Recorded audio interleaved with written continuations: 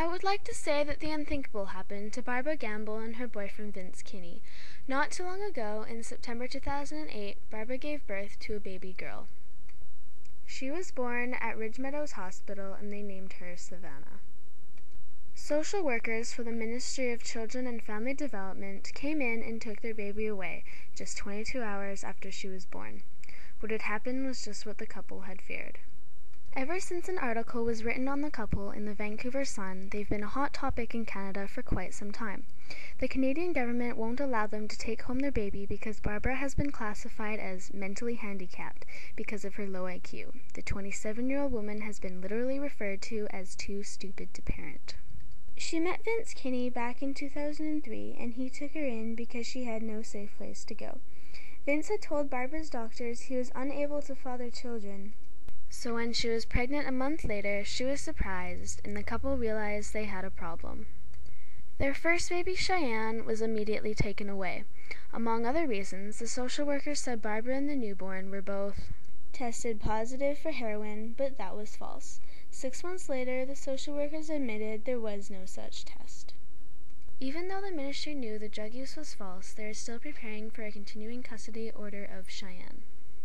In total, she's had 5 children with Vince. She wanted a chance at keeping her own child, and she said that if this was the only way it could happen, she wouldn't stop, no matter how immature or ridiculous it sounded. Barbara has had a couple of jobs in the past and now receives income from her disability pension.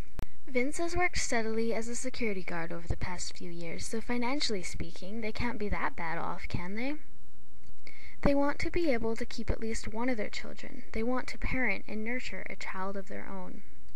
Here is a quote from Barbara when speaking with one of the reporters from the Vancouver Sun.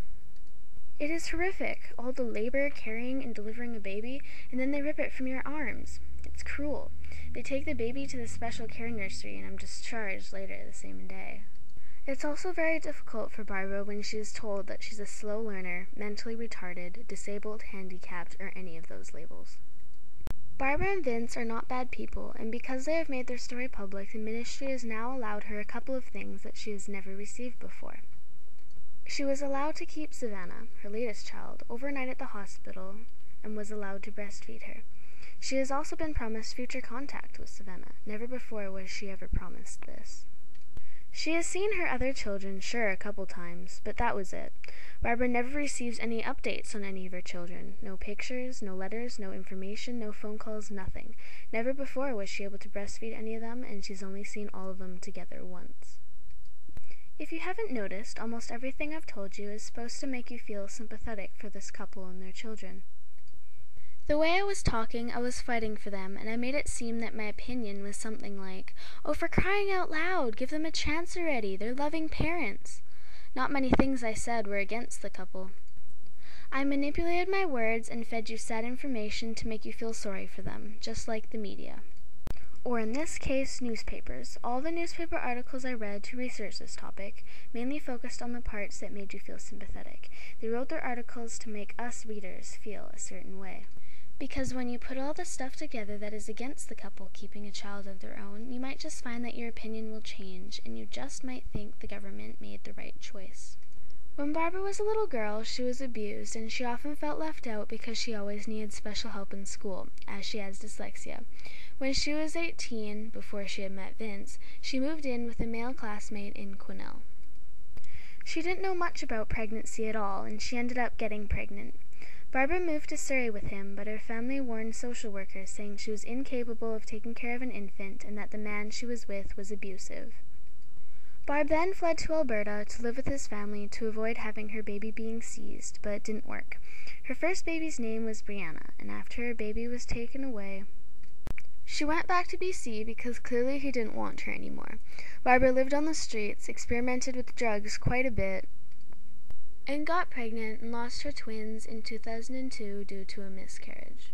Also during this time, she was charged for threatening someone's well-being with a screwdriver. Vince and Barbara's incomes put together are barely enough to support both of them, never mind a child. For most of Vince's life, he's been on welfare or had minimum wage jobs. Just a couple years ago, he became a security guard, which brings in only just over $1,500 a month, and they both run $2,200 in expenses. As Barbara has never been able to keep a job, she is on disability pension, and she receives only $906 a month. Technically right now, 30-year-old Vince is not allowed to be living with Barb. And he has also been in jail a number of times. Years ago, he made a couple of prank calls, and one included calling a local drugstore and saying that he was going to blow it up. His father was sentenced to jail for 7 years for sexually harassing Vince.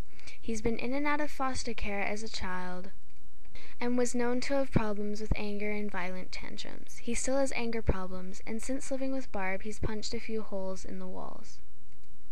Barbara and Vince aren't married, and since their time dating, they've had many fights and a couple long separations to cool off. Changed your mind yet?